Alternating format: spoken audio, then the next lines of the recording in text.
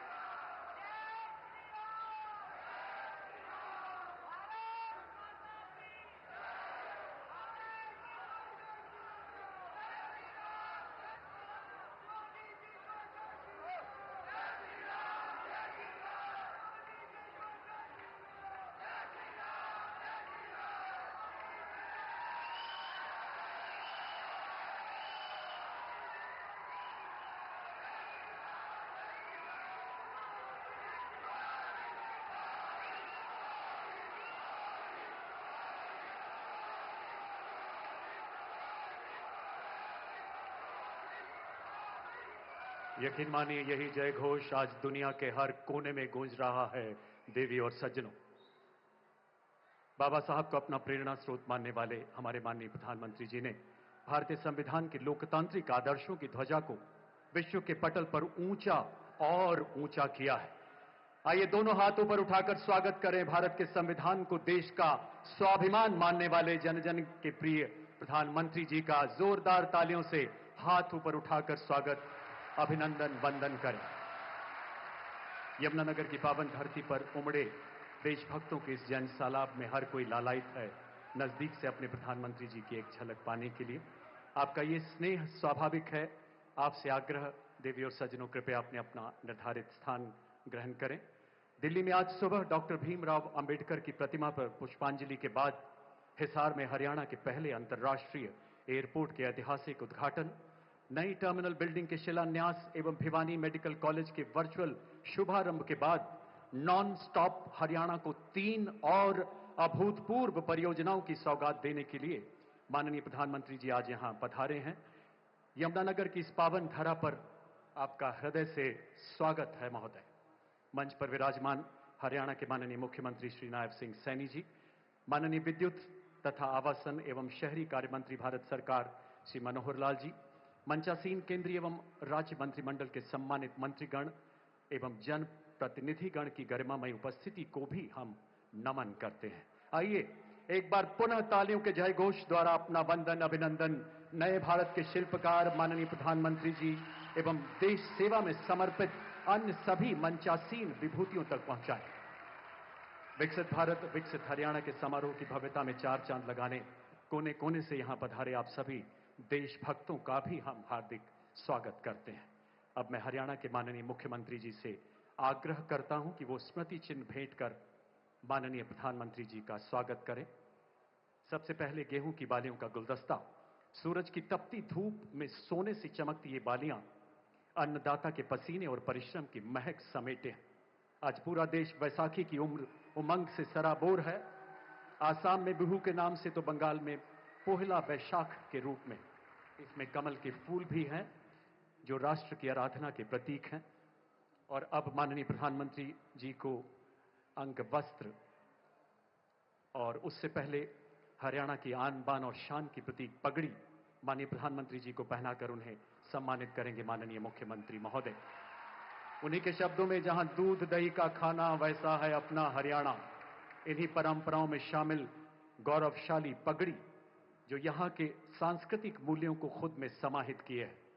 हरियाणा ने आज भी अपनी इस गौरवशाली विरासत को सहेज कर संजो कर रखा है। इस पगड़ी ने G20 शिखर सम्मेलन में कई विदेशी मेहमानों को जीता था और अब अंग वस्त्र भेंट कर मुख्यमंत्री महोदय माननीय प्रधानमंत्री जी का सम्मान करते हुए हथकरघा बुनकरों की कारीगरी से बुना, अटूट स्नेह के धागों से सजा, अब माननीय केंद्रीय मंत्री एवं हरियाणा के निवर्तमान मुख्यमंत्री श्री मनोहर लाल जी द्वारा बाबा साहब का चित्र माननीय प्रधानमंत्री जी को भेंट किया जाएगा। देवी और सज्जनों, इसे टेक्सटाइल के वेस्ट से बनाया गया है जिसकी चर्चा माननीय प्रधानमंत्री जी ने गत माह मन की बात में की थी। उन्होंने पानीपत में उभरती टेक्सटाइल रिसाइकलिंग हब का भी जिक्र किया था। आपकी तालियों का जय घोष रुकना नहीं चाहिए देवी और सज्जनों। बहुत बहुत आभार। माननीय प्रधानमंत्री जी ने बाबा साहब के आदर्शों को पूरा जीवन जिया है। जिस भारत के भरत खेलते सिंहों की संतान से कोई देश नहीं है बढ़कर अपने हिंदुस्तान से। और अब हिंदुस्तान के हृदय सम्राट को आत्मनिर्भर भारत को प्रतिबिंबित करती सिंह की प्रतिमूर्ति भेंट करेंगे हरियाणा के परिवहन, आवास एवं जेल मंत्री श्री कृष्णलाल पंवार। देवी और सज्जनों, स्मृति चिन्ह को पूर्णतः स्क्रैप से बनाया गया है। इसमें छोटी छोटी कीलें, नट बोल्ट, तारें इत्यादि शामिल हैं। यमुनानगर देश के प्राचीनतम औद्योगिक नगरों में सदैव मशहूर रहा है और मेटल नगरी के नाम से मशहूर यमुनानगर स्क्रैप रिसाइकलिंग में एक अग्रणी भूमिका निभा रहा है। बहुत बहुत आभार महोदय।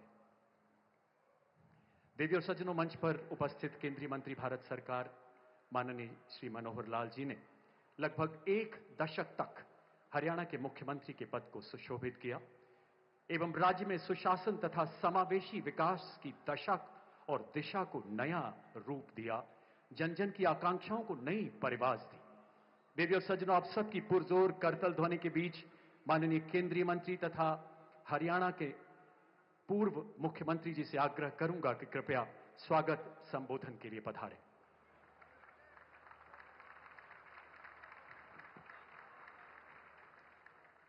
भारत माता की, भारत माता की।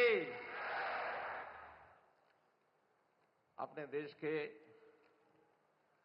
लोकप्रिय यहां के 140 करोड़ जनता की दिलों की धड़कन अपने प्रधानमंत्री माननीय श्री नरेंद्र मोदी जी,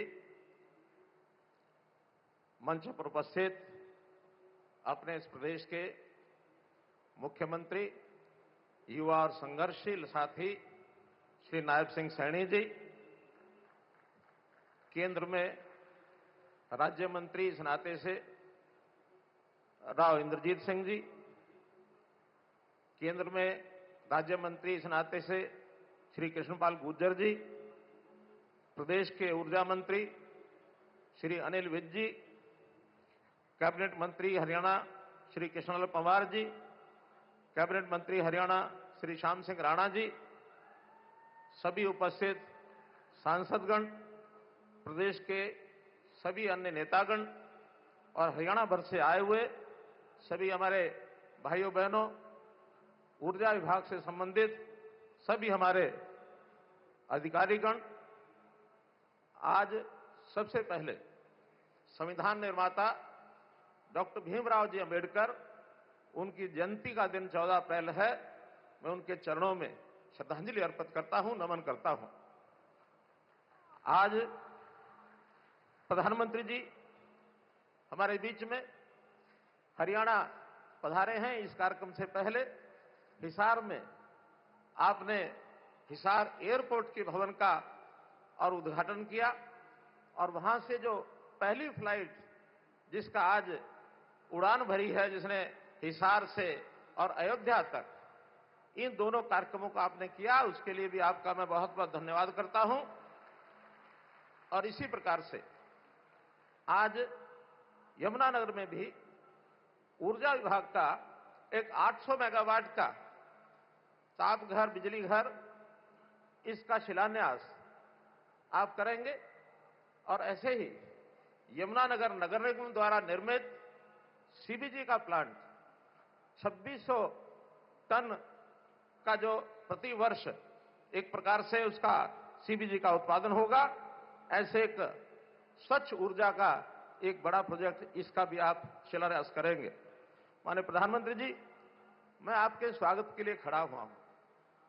मैं दो भूमिकाओं में आपका स्वागत करना चाहता हूं। एक तो आपकी सरकार में आपने मुझे केंद्रीय ऊर्जा मंत्री का दायित्व दिया, उस नाते से मेरा दायित्व है कि आपका मैं हृदय की गहराई से और स्वागत करता हूं। और इसके साथ ही क्योंकि हरियाणा की धरती को मैं नमन करते हुए 10 वर्ष हरियाणा की सेवा मुख्यमंत्री के रूप में की है। ये हरियाणा का परिवार, इस परिवार का सदस्य होने के नाते मैं हरियाणा की जनता की ओर से भी आपका बहुत बहुत स्वागत करता हूं, अभिनंदन करता हूं। जैसा यमुनानगर ये स्थान, इस स्थान के बारे में भी मैं इतना बताना चाहूंगा कि ये स्थान मेरे लिए भी बहुत महत्वपूर्ण है। यमुना नदी की गोद में बसा हुआ ये, यानी यमुना नदी की गोद में बसा हुआ ये यमुनानगर शहर, और इस शहर के मेरे सामाजिक जीवन के यौवन काल के 6 वर्ष मैंने यहां लगाए हैं। यहां आकर के मुझे एक परिवार के नाते इस धरती से जुड़े होने का भी एक गौरव प्राप्त है, अनुभूति मुझे होती है। और यही नहीं, आपका भी लगातार हरियाणा के साथ जो प्रेम रहा है, आपकी भी संगठनात्मक तौर पर इस हरियाणा की भूमि के साथ विशेष संबंध, ये आपकी कर्मभूमि रही है। और ये प्यार इस बात को दर्शा रहा है कि पिछले 2014 से लेकर अब तक आप सब प्रदेशों में जाते हैं, लेकिन हरियाणा आपको इसलिए याद रखता है कि हरियाणा में आप 13 बार सरकारी काम से और 11 बार गैर सरकारी अर्थात चुनावी दौरे आपने किए। 24 दौरे इससे पहले हो चुके हैं। आज ये 25वां दौरा 10 साल के अंदर है। मैं समझता हूं हरियाणा प्रदेश को आप प्यार करते हैं और बदले में हरियाणा की जनता भी आपको श्रद्धा और सम्मान के साथ देखते हुए आपको प्यार करती है। इसलिए मैं आपका बहुत बहुत स्वागत करता हूं। आज जो सौगात आप देने जा रहे हैं, जो ये तापघर बिजली घर, यह 800 मेगावाट का, इससे पहले भी 600 मेगावाट के 2 प्लांट यहां चलते हैं। लेकिन ऊर्जा की बढ़ती आवश्यकता को देख करके ये जो तीसरा प्लांट आज इसका शिलान्यास हो रहा है, इसका अपने आप में बहुत महत्व है। हम आपके कहे अनुसार, जैसा सबको प्रेरणा आपसे मिलती है कि इस देश को कैसे 2047 तक, जब देश को आजाद हुए 100 वर्ष हो जाएंगे, तो ये देश विकसित भारत के नाम से जाना जाए, विकसित देशों की श्रेणी में आ जाए, ये अपना बड़ा लक्ष्य है। और यदि विकसित भारत को हमको बनाना है तो निश्चित रूप से यहाँ की आर्थिकी, यहाँ का उद्योग, रोजगार, ये सब काम आगे हमको बढ़ाने हैं। और उसमें जो आवश्यक तत्व है, उद्योग हो या अन्य अपने जितने भी काम हैं, ऊर्जा जो है उसका एक आवश्यक तत्व है। ऊर्जा की डिमांड, उसकी मांग लगातार बढ़ती जा रही है। जैसा 2014 से लेकर इस समय तक 249 मेगावाट 2014 में बिजली अपने देश में थी गीगावाट, और अब वो 466 गीगावाट इस समय बिजली का उत्पादन हो रहा है, अर्थात 87% वृद्धि आपके इस कार्यकाल में पिछले 11 वर्ष में हुई है। और यही नहीं, आने वाले 2031-32 तक जो लक्ष्य रखा गया है वो 874 गीगावाट का ये लक्ष्य रखा गया है। और इस ऊर्जा में चाहे वो हाइडल हो, थर्मल हो, सौर ऊर्जा हो, पवन ऊर्जा हो, न्यूक्लियर ऊर्जा हो, कई प्रकार के ऊर्जा के ये सारे साधन, ऐसे प्रकल्प, ऐसे प्रोजेक्ट्स, ऐसी योजनाएं, ये सब लगातार हम आगे बढ़ा रहे हैं। और इनको बढ़ाने के बाद निश्चित रूप से ऊर्जा के जो टारगेट है इसको हम पूरा करेंगे। और पूरा करने के बाद इस देश की जो ऊर्जा की स्थिति है, अगर मैं दुनिया भर के देशों को देखता हूं, याद करता हूं, तो सबसे ज्यादा ऊर्जा का उत्पादन आज चाइना में है, दूसरे नंबर पर यूएस में है, और हमारे लिए सौभाग्य की बात है कि उनके मुकाबले में तीसरे नंबर पर ऊर्जा का उत्पादन होता है तो भारतवर्ष में होता है। मित्रों, तो हम इस गति को पकड़े हुए हैं और एक दिन दुनिया में सिरमौर देश के नाते से हम आगे बढ़ने का संकल्प करते हैं। इसी प्रकार से हरियाणा के अंदर हमारी जो ऊर्जा का काम 2485 मेगावाट अभी ऊर्जा हमारे उत्पादन होती है। 800 मेगावाट का इस तापघर बनने के बाद ये 3285 मेगावाट हो जाएगी। और यही नहीं, यहां की सरकार ने अपने सामने अपनी जो मांग रखी है कि 2400 मेगावाट इसके अतिरिक्त इस प्रकार के तापघरों की योजना बनाने की है। अभी अलग बात है कि वो हरियाणा की धरती पर बने या जहां पिट हेड्स हैं, पिट हेड्स के ऊपर इस प्रकार के 3 बड़े प्लांट लगाए जाएं। ये जैसा आपका आदेश होगा उस हिसाब से उसको हम आगे बढ़ाएंगे। इसके साथ ही पहला प्लांट सीबीजी का, क्योंकि आपने 2023-24 के बजट में गोवर्धन योजना के अंतर्गत शहरी क्षेत्रों में सीबीजी के प्लांट लगाने की का एक योजना बनाई थी, बताई थी। अभी हरियाणा का पहला सीबीजी का प्लांट छछरौली के गांव में 10 एकड़ जमीन के ऊपर 90 करोड़ रुपए की लागत से इस प्लांट का आज शिलान्यास होने जा रहा है। मैं नगर निगम यमुनानगर को भी बहुत बधाई देता हूं कि उन्होंने इस प्लांट को और एक चरितार्थ करके आगे बढ़ाया है। प्रति वर्ष 45,000 मीट्रिक टन नगरपालिका का जो ठोस अपशिष्ट है, सॉलिड वेस्ट है, वो इसमें उपयोग होगा और साथ ही 36,000 मीट्रिक टन गाय के गोबर का भी इसमें उपयोग कर पाएंगे और इस प्रकार से एक स्वच्छ ऊर्जा इसका जो स्रोत सीबीजी होगा, ये भी यातायात के लिए अर्थात सीएनजी के नाते से इसका उपयोग कर पाएंगे। वाहनों में सीएनजी के नाते से वाहन चलते हैं। ऐसे ही आग जलाने की जगह जैसे हमारा रसोई गैस है, एलपीजी है अथवा पाइपलाइन नेचुरल गैस है, पीएनजी है, इससे भी इस सीबीजी के बनने के बाद उसकी आपूर्ति होगी और एक बहुत बड़ा लाभ इसका आर्थिक तौर पर भी होगा और साथ ही इसके कारण से 7,800 मीट्रिक टन कार्बन डाइऑक्साइड का जो एमिशन है, उस एमिशन को हम कम कर पाएंगे क्योंकि दुनिया में आज सब लोगों की चिंता ये है कि हम कैसे कार्बन डाइऑक्साइड एमिशन को कम करें। तो इस प्रकार के इस प्रोजेक्ट का भी अपने आप में एक लाभ होने वाला है। आज आप हिसार के चाहे प्रोजेक्ट हों अथवा यहाँ के प्रोजेक्ट हों, उद्घाटन शिलान्यास के इस अवसर पर हरियाणा को आपने जो सौगातें दी हैं, उसके लिए मैं बहुत बहुत आपका आभार प्रकट करता हूं, बहुत बहुत धन्यवाद करता हूं। धन्यवाद। आपके ऊर्जावान उद्बोधन के लिए भारत के ऊर्जा मंत्री जी बहुत बहुत धन्यवाद। आज जिन परियोजनाओं का शिलान्यास हो रहा है, उनको परिकल्पित करने में आपने अतुलनीय भूमिका निभाई है। पुनः बहुत बहुत आभार महोदय। देवी और सज्जनों, देश के यशस्वी प्रधानमंत्री जी की प्रखर प्रेरणा से माननीय मुख्यमंत्री श्री नायब सिंह सैनी जी के कुशल नेतृत्व में हमारा नॉन स्टॉप हरियाणा नित नई बुलंदियों की ओर अग्रसर है। आपकी तालियों के उद्घोष के बीच माननीय मुख्यमंत्री जी से आग्रह, कृपया अपने संबोधन के लिए पधारें माननीय श्री नायब सिंह सैनी जी।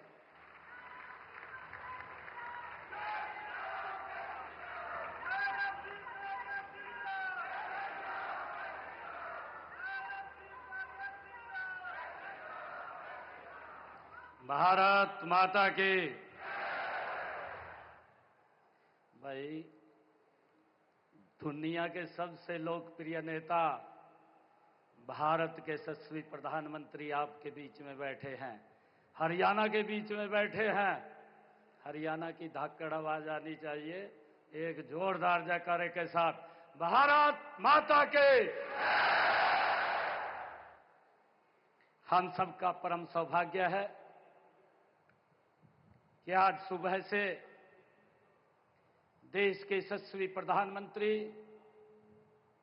विकसित भारत विकसित हरियाणा को गति देने के लिए आज हरियाणा में हम सब के बीच में आए हैं।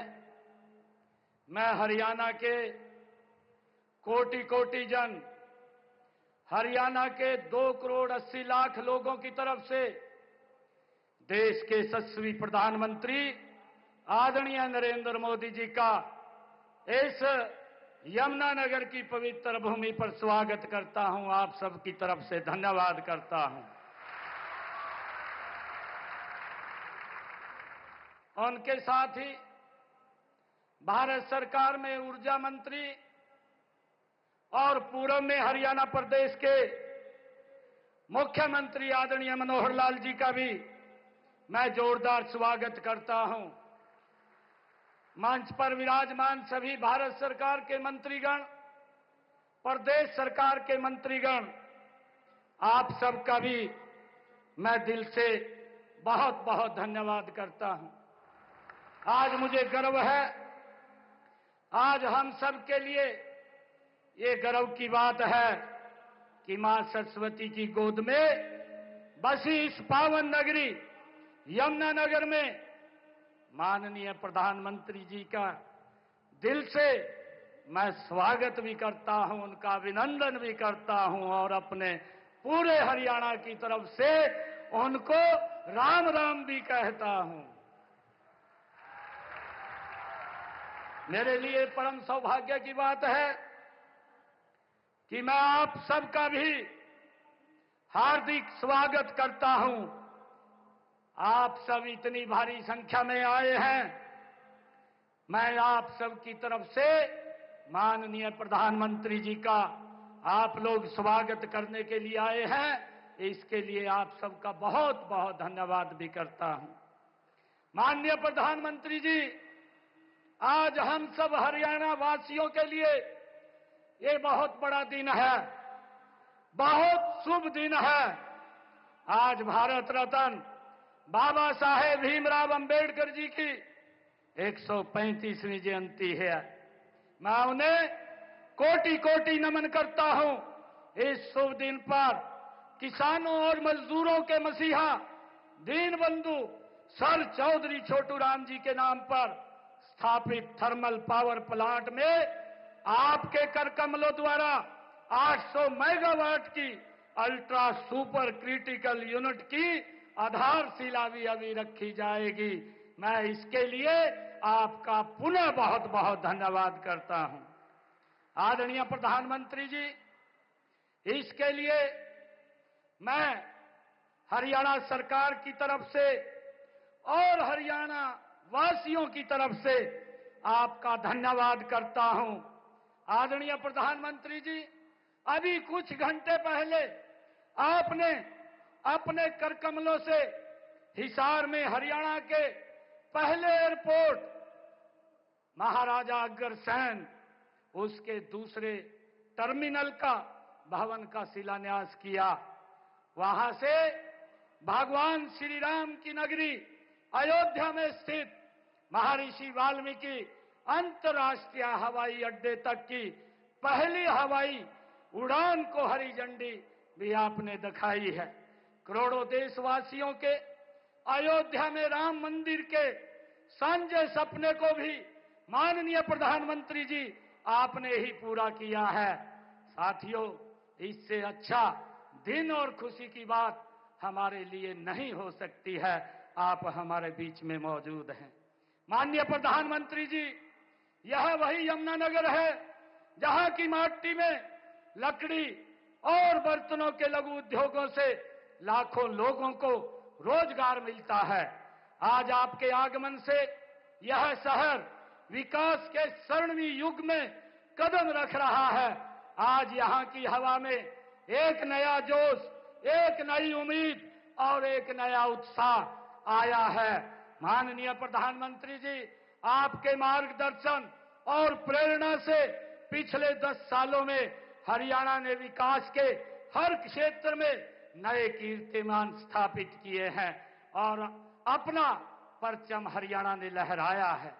आज इसी यमुनानगर जगाधरी नगर निगम क्षेत्र में आपके कर कमलों द्वारा कंप्रेस्ड बायोगैस प्लांट की आधारशिला भी आपके द्वारा रखी जा रही है। यह परियोजना भारत सरकार के गोवर्धन मिशन के तहत एक अहम प्रयास है। आदरणीय प्रधानमंत्री जी, यह भी एक मिसाल है कि हम आधुनिक युग में भी अपने परंपरागत ज्ञान और कौशल का प्रयोग करते हुए विकास के मार्ग पर आगे कैसे बढ़ सकते हैं, ये आपने हमारा मार्गदर्शन किया है। आदरणीय प्रधानमंत्री जी, यह परियोजना न केवल एक तकनीकी उपलब्धि होगी बल्कि यह हमारे भविष्य की ओर आपके द्वारा बढ़ाया गया एक हरित, टिकाऊ और स्वच्छ कदम भी होगा। माननीय प्रधानमंत्री जी, हरियाणा आपके नेतृत्व में डबल इंजन की सरकार से चल रहा था, लेकिन अब हरियाणा की जनता के आशीर्वाद से आपके मार्गदर्शन में हरियाणा में ट्रिपल इंजन की सरकार है। हमारी तीसरी पारी में हरियाणा अब 3 गुना गति की रफ्तार से आगे बढ़ रहा है। माननीय प्रधानमंत्री जी, आपके कुशल और आपके विजन से आज हरियाणा को ऐसा कोई जिला नहीं जहां से कोई नेशनल हाईवे न गुजरता हो, ऐसा कोई शहर, गांव, गली या कस्बा नहीं जिसकी कनेक्टिविटी जिला मुख्यालय से न हो। और आज आपके आशीर्वाद से इसमें एक और महत्वपूर्ण कड़ी जुड़ रही है, रेवाड़ी बाईपास परियोजना की। मैं इसके लिए भी हरियाणा की जनता की ओर से आपका धन्यवाद करता हूं, हृदय से आपका आभार व्यक्त करता हूं। आदरणीय प्रधानमंत्री जी, हरियाणा ने पिछले 10 सालों में हर क्षेत्र में अलग अलग उपलब्धियां हासिल की है, अपनी एक अलग पहचान बनाई है, अपनी एक अलग जगह बनाई है। माननीय प्रधानमंत्री जी, आपने ऊर्जा को राजनीति से हटकर राष्ट्र नीति में बदला है। आज हरियाणा में बिजली के क्षेत्र में क्रांतिकारी बदलाव आया है। पिछले 10 वर्षों में हमारे बिजली उपकरणों का घाटा 30% से घटकर केवल 10.4% रह गया है। यह चमत्कार संभव हो पाया है आपके द्वारा शुरू की गई उदय स्कीम से ये संभव हो पाया है। हाल ही में जारी वर्ष 2023-24 की राष्ट्रीय रैंकिंग में मुझे खुशी है आपको बताते हुए, हमारा हरियाणा का उत्तर हरियाणा बिजली वितरण निगम ने पूरे देश में प्रथम स्थान प्राप्त किया है। इतना ही नहीं, पूरे देश में दूसरा स्थान हमारे दक्षिणी हरियाणा बिजली वितरण निगम को मिला है। हमारे राज्य के लिए यह एक ऐतिहासिक उपलब्धि है। माननीय प्रधानमंत्री जी, हमारे पूर्व में मुख्यमंत्री श्री मनोहर लाल जी ने हरियाणा में हमारा गांव जगमग गांव योजना के तहत 24 घंटे बिजली देने का प्रावधान हरियाणा में किया है। मुझे गर्व है कि आज 5,870 गांव में 24 घंटे बिजली की आपूर्ति की जा रही है। बाकी बचे 1,366 गांव को इस योजना का लाभ लेने के लिए प्रोत्साहित करने के लिए शीघ्र ही हम एक नई स्कीम शुरू करेंगे। माननीय प्रधानमंत्री जी, हरियाणा आपको अपना मानता है, अपना समझता है और हक से माननीय प्रधानमंत्री जी आपसे अपनी बात कहता है। जब आप पीछे चुनाव के दौरान हरियाणा में आए थे, तब आपने हरियाणा की सेवा करने के लिए जनता से आशीर्वाद मांगा था।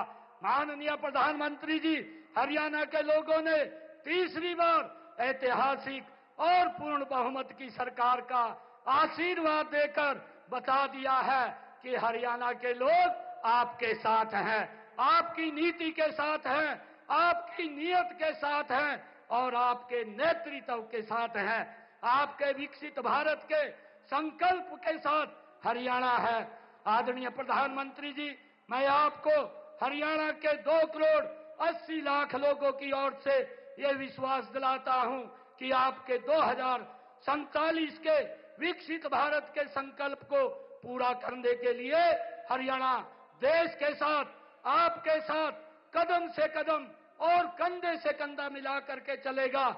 माननीय प्रधानमंत्री जी, आपको विश्वास दिलाता हूं कि विकसित भारत के मानचित्र पर विकसित हरियाणा की भी तस्वीर होगी। मैं एक बार पुनः हरियाणा के अपने सभी परिवारजनों की ओर से आप हरियाणा में पधारे हैं, आने पर हरियाणा के विकास को नई दिशा और नई ऊंचाई देने के लिए हृदय से आपका अभिनंदन करता हूं, आपका वंदन करता हूं, आपका स्वागत करता हूं। बहुत बहुत धन्यवाद। जय हिंद, जय भारत, जय भारत। राष्ट्र प्रेम एवं मानव कल्याण की संवेदनाओं से ओतप्रोत आपके प्रेरणादायक संबोधन के लिए बहुत बहुत आभार माननीय मुख्यमंत्री जी। आपके मार्गदर्शन में हरियाणा जन कल्याण एवं मानव सेवा के नए कीर्तिमान स्थापित कर रहा है। आपके निवास संत कुटीर के दरवाजे हरियाणा वासियों के लिए 24 घंटे खुले हैं। हरियाणा सरकार अपने तीसरे कार्यकाल में तिगुनी गति से विकसित भारत एवं विकसित हरियाणा के लक्ष्य की ओर अनवरत अग्रसर है और इस संकल्प सिद्धि को केंद्र सरकार की विभिन्न विकास परियोजनाएं लगातार नई ऊर्जा, नई गति शक्ति प्रदान कर रही हैं और इसी महाप्रकल्प में नए आयाम जोड़ते हुए माननीय प्रधानमंत्री जी द्वारा आज यहां 3 ऐतिहासिक परियोजनाओं का शिलान्यास एवं उद्घाटन किया जा रहा है। देवी और सज्जनों, इसकी विस्तृत जानकारी एवं हरियाणा के पिछले 10 सालों की विकास यात्रा को 2 लघु फिल्मों द्वारा भी दिखाया जाएगा। आप सबकी करतल ध्वनि के जय घोष के बीच माननीय प्रधानमंत्री जी से निवेदन, कृपया रिमोट का बटन दबाकर इन प्रकल्पों का शिलान्यास एवं उद्घाटन करें। माननीय प्रधानमंत्री महोदय।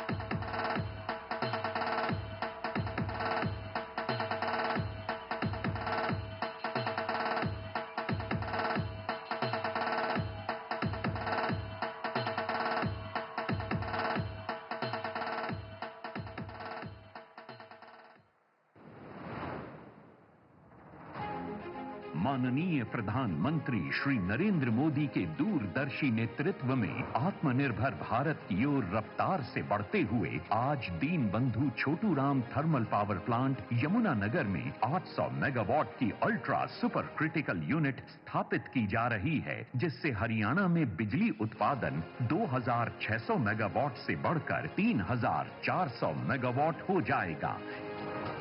8,500 करोड़ रुपए की लागत से तैयार होने वाली ये परियोजना अल्ट्रा सुपर क्रिटिकल तकनीक पर आधारित है, जो समग्र परिचालन दक्षता में 8% तक सुधार करेगी। ये परियोजना पूरी तरह से स्वदेशी है, साथ ही इससे कोयले की कम खपत, जल्दी स्टार्टअप समय, परिचालन में वृद्धि और कार्बन डाइऑक्साइड उत्सर्जन में कमी होगी। ये परियोजना प्रदेश के युवाओं को आत्मनिर्भर बनाने की दिशा में उनके रोजगार की दृष्टि से भी बेहद महत्वपूर्ण है। इस परियोजना से बिजली उत्पादन अगले 48 महीनों में शुरू हो जाएगा। आज बाबा साहब अंबेडकर की जयंती के पावन अवसर पर माननीय प्रधानमंत्री जी की गरिमामयी उपस्थिति में यमुनानगर में 800 मेगावाट की अल्ट्रा सुपर क्रिटिकल यूनिट परियोजना का शिलान्यास हो रहा है, जो इस दिन को और अधिक पवित्र और प्रेरणादायक बनाता है। हरियाणा की धरती पर लिखा जा रहा है हरित भविष्य का नया अध्याय, और इसकी नींव रख रहे हैं देश के यशस्वी प्रधानमंत्री श्री नरेंद्र मोदी जी। मुकारबपुर में स्थापित हो रहा है एक अत्याधुनिक गोबरधन संयंत्र। स्वच्छ ऊर्जा, स्वदेशी समाधान और आत्मनिर्भर भारत की दिशा में एक और बड़ा कदम। 90 करोड़ की लागत से बन रहा ये प्लांट मई 2027 तक होगा तैयार। यहाँ 45,000 टन ठोस कचरा और 36,000 टन गोबर का होगा वैज्ञानिक निपटान, और तैयार होगी 9,500 टन जैविक खाद और 2,600 टन बायोगैस। हर साल घटेगा 7,800 टन CO2 उत्सर्जन, होगा रोजगार सृजन। यशस्वी प्रधानमंत्री श्री नरेंद्र मोदी जी के कर कमलों से आज रेवाड़ी बाईपास का लोकार्पण हो रहा है। 1070 करोड़ रुपए की लागत से बनी 14.5 किलोमीटर लंबी यह सड़क सिर्फ कंक्रीट और तारकोल नहीं, उम्मीदों की राह है, तरक्की का जरिया है। ये बाईपास NH 352 से शुरू होकर नारनौल से जुड़ता है, इसलिए रेवाड़ी शहर को अब मिलेगी ट्रैफिक से राहत और सुकून। दिल्ली से नारनौल तक का सफर होगा अब लगभग 1 घंटे कम, यानी समय की बचत। नॉन स्टॉप काम, टॉप परिणाम।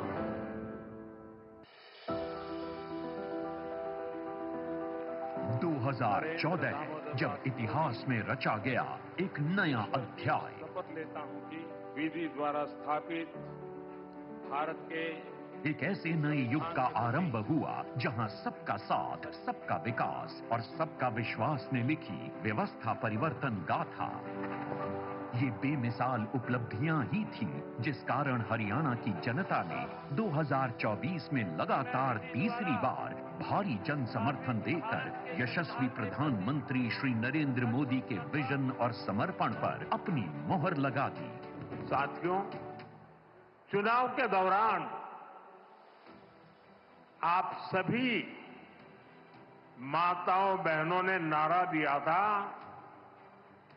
म्हारा हरियाणा, नॉनस्टॉप हरियाणा। उस नारे को हम सभी ने अपना संकल्प बना दिया। मुख्यमंत्री श्री नायब सिंह सैनी की अगुवाई में स्थानीय निकाय चुनावों में भी जोरदार जीत, और हरियाणा की ट्रिपल इंजन सरकार इस बात का प्रमाण है कि अगर जन सेवा की भावना मन में हो तो एक सशक्त और समृद्ध हरियाणा का सपना साकार होकर रहेगा। साथियों, अगर नीति, नियत और नेतृत्व सही हो तो समाज में भी परिवर्तन आता है और देश में भी आता है। 10 वर्ष अपार हर्ष और नव उत्कर्ष की तर्ज पर प्रधानमंत्री श्री नरेंद्र मोदी और मौजूदा केंद्रीय मंत्री एवं पूर्व मुख्यमंत्री श्री मनोहर लाल की नीतियों से पहचान पत्र के जरिए स्वाभिमान के साथ घर बैठे 52 लाख परिवारों को योजनाओं और सेवाओं का लाभ मिलने लगा है। 60 विभागों की 819 सेवाएं ऑनलाइन उपलब्ध हैं। दफ्तर और दरखास्त का चक्कर हुआ खत्म। अंत्योदय परिवारों का हुआ उत्थान। सरकारी नौकरियों में पर्ची खर्ची के सिस्टम पर लगा full stop. Online transfer system. किसानों की सभी फसलें बिना किसी झंझट के बिकती हैं एमएसपी पर और फसल खरीद का पैसा सीधा खाते में। हरियाणा बना है खेलों का पावर हाउस। आयुष्मान भारत चिरायु योजना ने दिया सुकून। हर जिले में बन रहा है मेडिकल कॉलेज। महिला सशक्तिकरण की मिसाल बना हरियाणा। हर घर नल से जल। 2014 से पहले राज्य में बिजली के लिए मचता था हाहाकार। आज म्हारा गांव जगमग गांव योजना के तहत लगभग 6000 गांवों में 24 घंटे बिजली आपूर्ति हो रही है। प्रदेश में शैक्षणिक विकास को मिली है एक नई गति। सामाजिक सुरक्षा पेंशन 2014 के मुकाबले आज 3 गुना 3000 रुपए मासिक कर दी गई। बीते 10 साल में हरियाणा नॉन स्टॉप विकास के कारण बदलावों का साक्षी बना और ये यात्रा नॉन स्टॉप जारी है क्योंकि यहां है ट्रिपल इंजन सरकार, तिगुनी रफ्तार। बहुत बहुत आभार महोदय। आइए जोरदार तालियों से अभिवादन करें इन अलौकिक पलों का। 10 वर्ष अपार हर्ष, नव उत्कर्ष। पिछले 10 सालों में देश उन्नति और उत्थान की ऐसी गौरव गाथा रच रहा है जो युगों युगों तक देशवासियों को प्रेरित करेगी। इस नवजागरण के प्रणेता नए भारत के शिल्पी को सुनने के लिए आज दुनिया का हर अंतर्राष्ट्रीय मंच प्रतीक्षारत रहता है।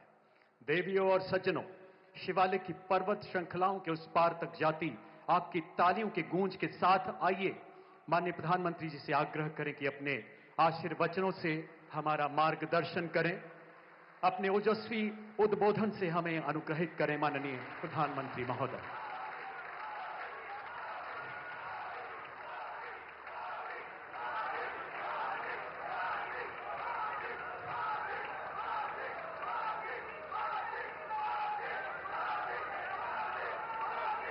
हरियाणा के लोकप्रिय मुख्यमंत्री श्रीमान नायब सिंह सैनी जी, केंद्रीय मंत्रिमंडल के मेरे सहयोगी मनोहर लाल जी, राव इंद्रजीत सिंह जी, कृष्णपाल जी, हरियाणा सरकार के मंत्रीगण, सांसद और विधायकगण और मेरे प्यारे भाई और बहनों, हरियाणा के मेरे भाई बहनन मोदी की राम राम।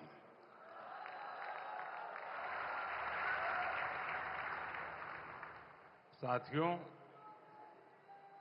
आज मैं उस धरती को प्रणाम करता हूं जहां मां सरस्वती का उद्गम हुआ,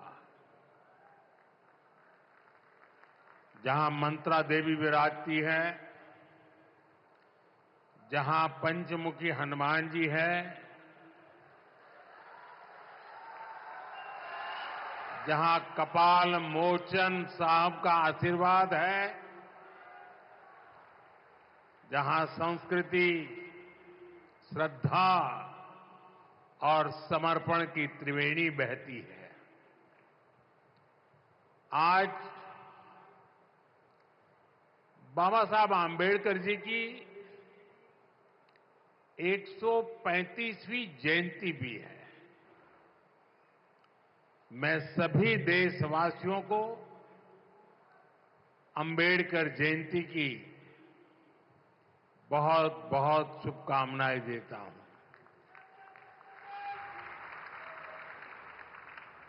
बाबा साहब का विजन उनकी प्रेरणा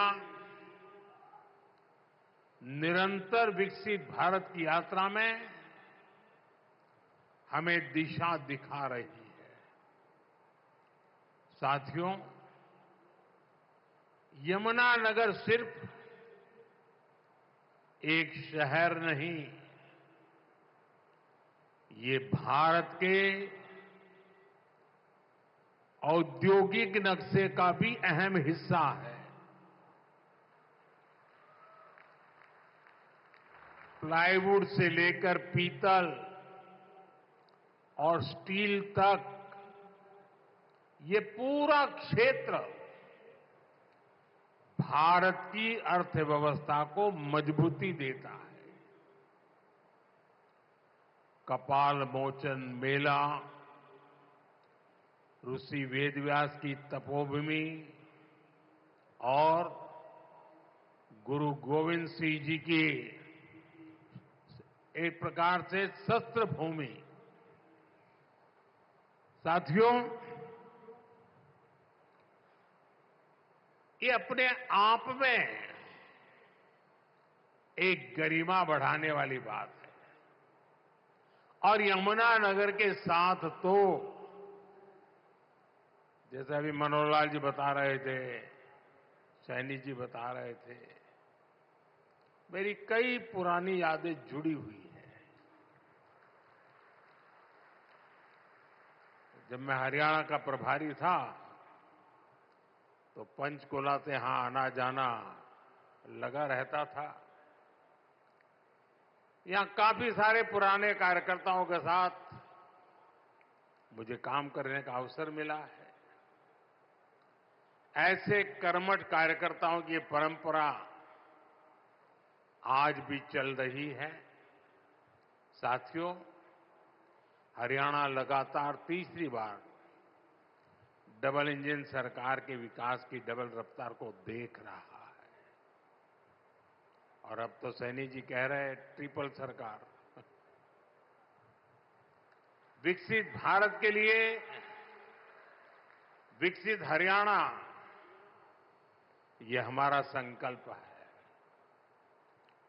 इस संकल्प की सिद्धि के लिए, हरियाणा के लोगों की सेवा के लिए, यहां के युवाओं के सपनों को पूरा करने के लिए हम ज्यादा स्पीड से, ज्यादा बड़े स्केल पर काम करते रहते हैं। आज यहां शुरू हुई विकास परियोजनाएं, ये भी इसी का जीता जागता उदाहरण है। मैं हरियाणा के लोगों को इस विकास परियोजनाओं के लिए बहुत बहुत बधाई देता हूं। साथियों, मुझे गर्व है कि हमारी सरकार बाबा साहब के विचारों को आगे बढ़ाते हुए चल रही है।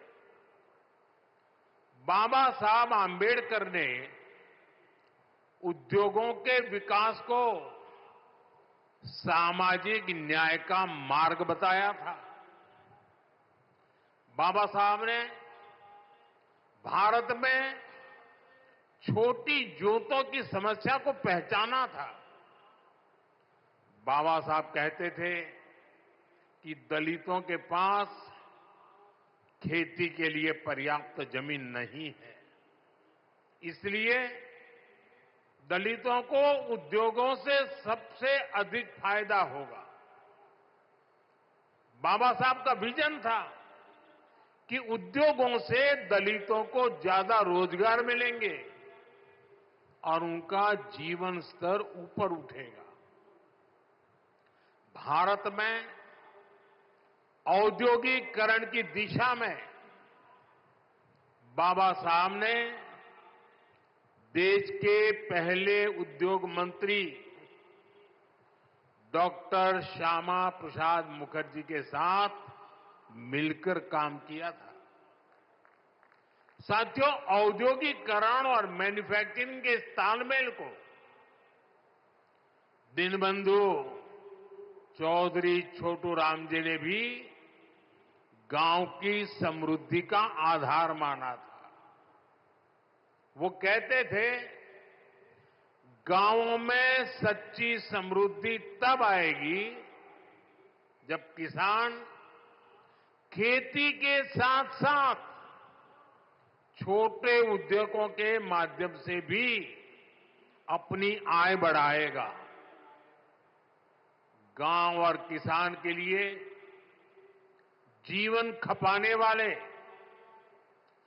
चौधरी चरण सिंह जी की सोच भी इससे अलग नहीं थी। चौधरी साहब कहते थे, औद्योगिक विकास को कृषि का पूरक होना चाहिए। दोनों हमारी अर्थव्यवस्था के स्तंभ हैं। साथियों, मेक इन इंडिया के, आत्मनिर्भर भारत के मूल में भी यही भावना है, यही विचार है, यही प्रेरणा है। इसलिए हमारी सरकार भारत में मैन्युफैक्चरिंग पर इतना बल दे रही है। इस वर्ष के बजट में हमने मिशन मैन्युफैक्चरिंग की घोषणा की है।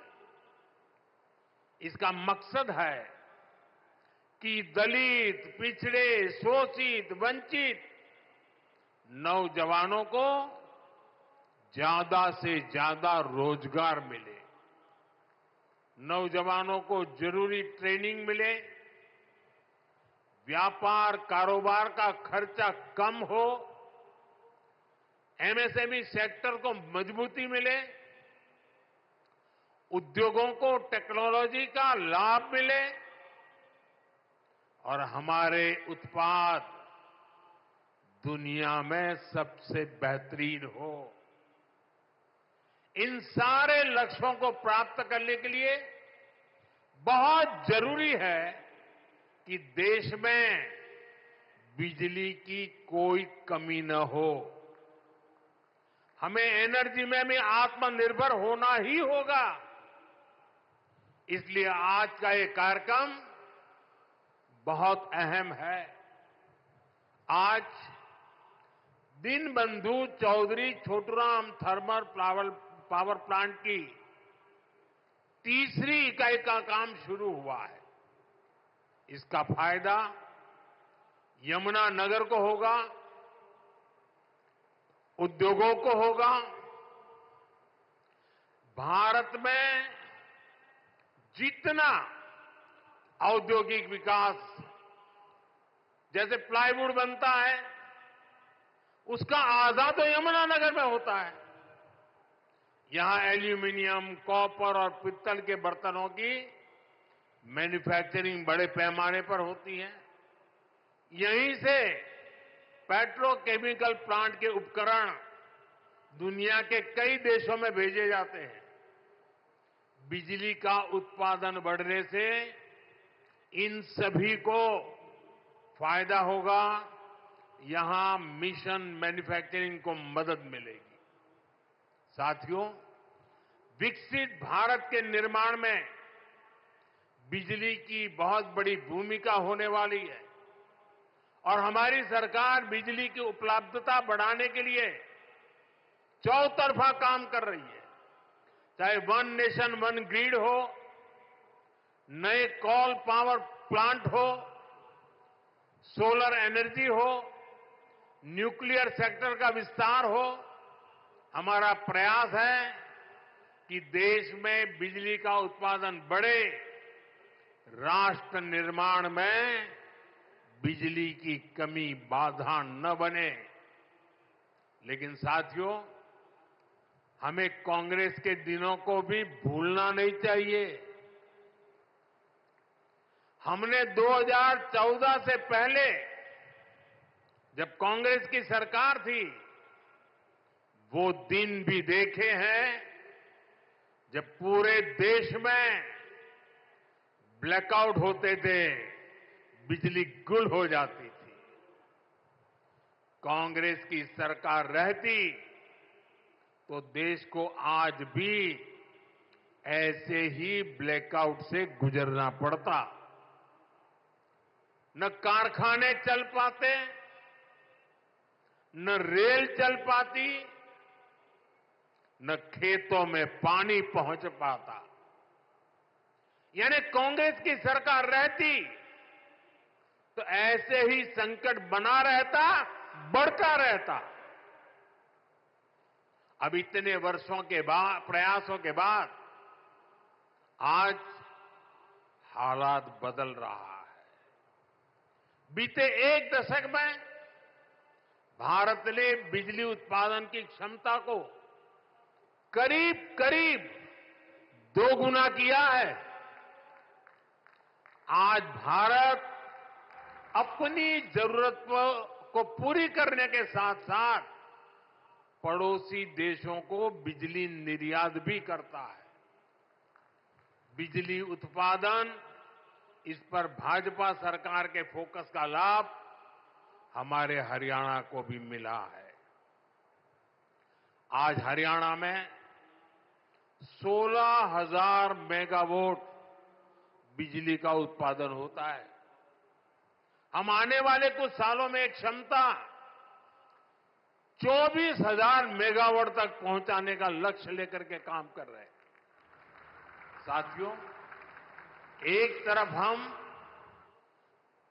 थर्मल पावर प्लांट में निवेश कर रहे हैं, तो दूसरी तरफ देश के लोगों को पावर जनरेटर बना रहे हैं। हमने पीएम सूर्य घर मुफ्त बिजली स्कीम शुरू की है। अपने छत पर सोलर पैनल लगाकर आप अपना बिजली का बिल 0 कर सकते हैं। इतना ही नहीं, जो अतिरिक्त बिजली का उत्पादन होगा उसे बेचकर कमाई भी कर सकते हैं। अब तक देश के 1.25 करोड़ से ज्यादा लोग इस योजना के तहत रजिस्ट्रेशन करा चुके हैं। मुझे खुशी है कि हरियाणा के भी लाखों लोगों ने इससे जुड़ने के लिए अप्लाई किया है। और जैसे जैसे इस योजना का विस्तार हो रहा है, इससे जुड़ा सर्विस इकोसिस्टम भी बड़ा हो रहा है। सोलर सेक्टर में नई स्किल्स बन रही हैं, एमएसएमईज के लिए नए मौके बन रहे हैं और युवाओं के लिए अनेक अवसर तैयार हो रहे हैं। साथियों, हमारे छोटे छोटे शहरों में छोटे उद्योगों को पर्याप्त बिजली देने के साथ ही सरकार इस तरफ भी ध्यान दे रही है कि उनके पास पर्याप्त पैसे रहे। कोरोना काल में एमएसएमई को बचाने की लाखों करोड़ों रुपए की सहायता सरकार ने दी है। छोटे उद्योग भी अपना विस्तार कर सके, इसके लिए हमने एमएसएमई की परिभाषा बदली है। अब छोटे उद्योगों को ये डर नहीं सताता कि जैसे ही वो आगे बढ़े सरकारी मदद छीन जाएगी। अब सरकार छोटे उद्योग के लिए स्पेशल क्रेडिट कार्ड की सुविधा देने जा रही है। क्रेडिट गारंटी कवरेज को भी बढ़ाया जा रहा है। अभी कुछ दिन पहले ही मुद्रा योजना को 10 साल पूरे हुए हैं। आपको जानकर के खुशी भी होगी और सुखद आश्चर्य भी होगा। मुद्रा योजना में पिछले 10 साल में देश के सामान्य लोग जो पहली बार उद्योग के क्षेत्र में आ रहे, कारोबार के क्षेत्र में आ रहे थे, उनको बिना गारंटी 33 लाख करोड़ रुपए, आप कल्पना कीजिए, 33 लाख करोड़ रुपए बिना गारंटी के लोन के रूप में दिए जा चुके हैं। इस योजना के 50% से भी ज्यादा लाभार्थी एससी, एसटी, ओबीसी परिवार के ही साथी हैं।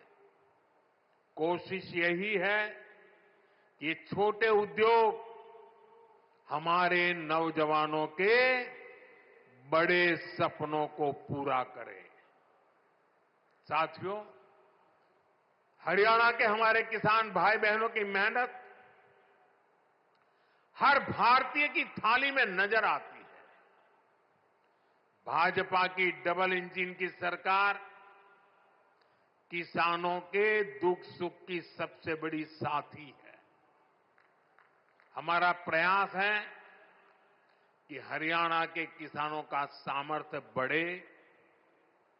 हरियाणा की भाजपा सरकार अब राज्य की 24 फसलों को एमएसपी पर खरीदती है। हरियाणा के लाखों किसानों को पीएम फसल बीमा योजना का लाभ भी मिला है। इस योजना के तहत लगभग 9,000 करोड़ रुपए से ज्यादा के क्लेम दिए गए हैं। इसी तरह पीएम किसान सम्मान निधि से 6,500 करोड़ रुपए हरियाणा के किसानों के जेब में गए हैं। साथियों, हरियाणा सरकार ने अंग्रेजों के जमाने से चले आ रहे आबियाना को भी खत्म कर दिया है। अब आपको नहर के पानी पर टैक्स भी नहीं देना पड़ेगा और आबियाने का जो 130 करोड़ रुपए से ज्यादा का बकाया था वो भी माफ हो गया है। साथियों, डबल इंजन सरकार के प्रयासों से किसानों को, पशुपालकों को आय के नए साधन मिल रहे हैं। गोवर्धन योजना, इसे किसानों के कचरे के निपटारे और उससे आय का अवसर मिल रहा है। गोबर से, खेती के अवशेष से, दूसरे जैविक कचरे से बायोगैस बनाई जा रही है। इस वर्ष के बजट में देश भर में 500 गोवर्धन प्लांट बनाने की घोषणा की गई है। आज यमुनानगर ने भी नए गोवर्धन प्लांट की आधारशिला रखी गई है। इससे नगर निगम के भी हर साल 3 करोड़ रुपए बचेंगे। गोवर्धन योजना स्वच्छ भारत अभियान में भी मदद कर रही है। साथियों, हरियाणा की गाड़ी अब विकास के पथ पर दौड़ रही है। यहां आने से पहले मुझे हिसार में लोगों के बीच जाने का अवसर मिला। वहां से अयोध्या धाम के लिए सीधी हवाई सेवा शुरू हुई है। आज रेवाड़ी के लोगों को बाईपास की सौगात भी मिली है।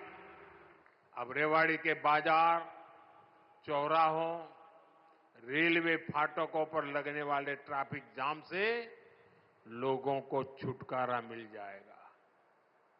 ये 4 लेन का बाईपास गाड़ियों को बड़ी आसानी से शहर से बाहर निकाल देगा। दिल्ली से नारनौल की यात्रा में 1 घंटा समय कम लगेगा। मैं आपको इसकी बधाई देता हूं। साथियों, हमारे लिए राजनीति सत्ता सुख का नहीं, सेवा का माध्यम है। जनता की भी सेवा का माध्यम और देश की सेवा का भी माध्यम।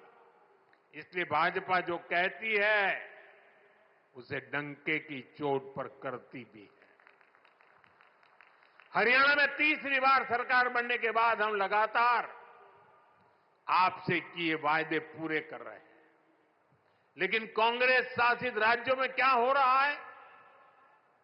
जनता से पूरा विश्वासघात। पड़ोस में देखिए, हिमाचल में जनता कितनी परेशान है।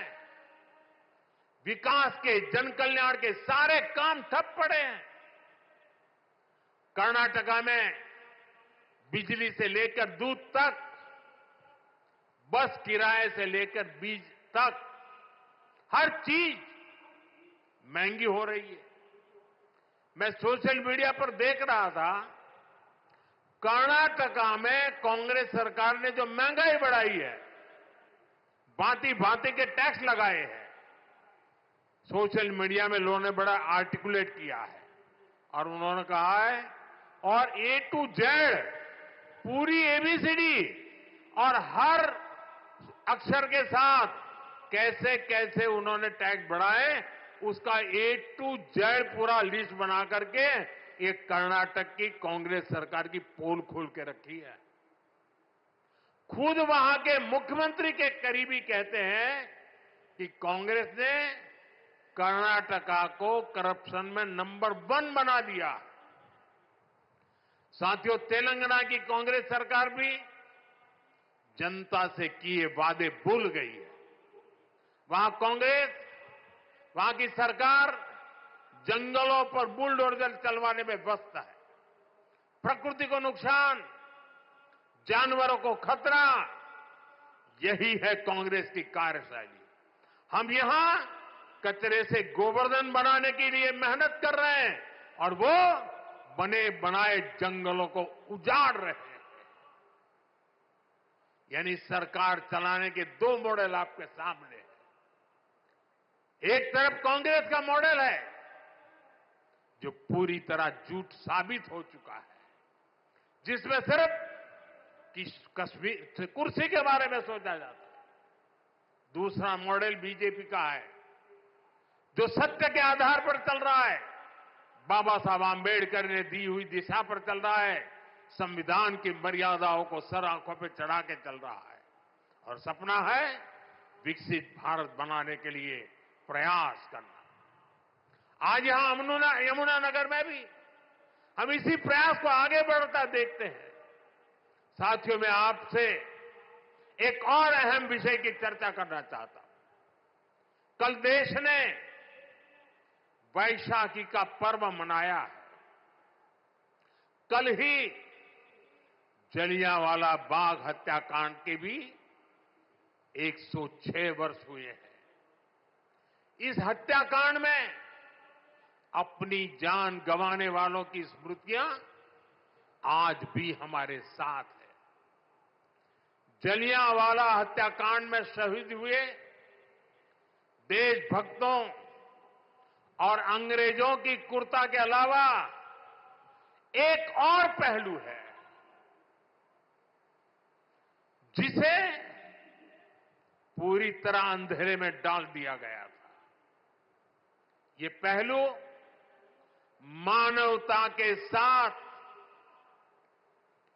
देश के साथ खड़े होने के बुलंद जज्बे का है। इस जज्बे का नाम शंकरन नायर था। आपने किसी ने नहीं सुना होगा, शंकरन नायर का नाम नहीं सुना होगा, लेकिन आजकल इनकी बहुत चर्चा हो रही है। शंकरन नायर जी एक प्रसिद्ध वकील थे और उस जमाने में 100 साल पहले अंग्रेजी सरकार में बहुत बड़े पद पर विराजमान थे। वो सत्ता के साथ रहने का सुख, चैन, मौज सब कुछ कमा सकते थे, लेकिन उन्होंने विदेशी शासन की क्रूरता के विरुद्ध जलियांवाला बाग की घटना से व्यथित होकर मैदान में उतर उठे। उन्होंने अंग्रेजों के विरुद्ध आवाज उठाई। उन्होंने उस बड़े पद से लात मार करके इसे छोड़ दिया। केरल के थे, घटना पंजाब में घटी थी। उन्होंने जलियांवाला बाग हत्याकांड केस लड़ने का खुद ने फैसला किया। वो अपने दम पर लड़े, अंग्रेजी साम्राज्य को हिला कर रख दिया। जिस अंग्रेजी साम्राज्य का सूरत, जिनका सूरज कभी अस्त नहीं होता था, उसको शंकर नायर जी ने जलियांवाला हत्याकांड के लिए कोर्ट में कटघरे में खड़ा कर दिया। साथियों, ये सिर्फ मानवता के साथ खड़े होने का ही मामला भर नहीं है, ये एक भारत श्रेष्ठ भारत का भी बहुत उत्तम उदाहरण है। कैसे दूर सुदूर दक्षिण में केरल का एक व्यक्ति पंजाब में हुए हत्याकांड के लिए अंग्रेजी सत्ता से टकरा गया। यही स्पिरिट हमारी आजादी की लड़ाई की असली प्रेरणा है। यही प्रेरणा आज भी विकसित भारत की यात्रा में हमारी बहुत बड़ी ताकत है। हमें केरल के शंकरन नायर जी के योगदान के बारे में जरूर जानना चाहिए और पंजाब, हरियाणा, हिमाचल, यहां के एक एक बच्चे को जानना चाहिए। साथियों, गरीब, किसान, नौजवान और नारी शक्ति, इन चारों स्तंभों को सशक्त करने के लिए डबल इंजन सरकार निरंतर काम कर रही है। हम सभी के प्रयासों से हरियाणा जरूर विकसित होगा। मैं अपनी आंखों से देख रहा हूं, हरियाणा फलेगा, फूलेगा, देश का नाम रोशन करेगा। आप सभी को इन अनेक विकास कार्यों के लिए बहुत बहुत शुभकामनाएं। दोनों हाथ ऊपर करके पूरी ताकत से मेरे साथ बोलिए, भारत माता की, भारत माता की, भारत माता की। बहुत बहुत धन्यवाद।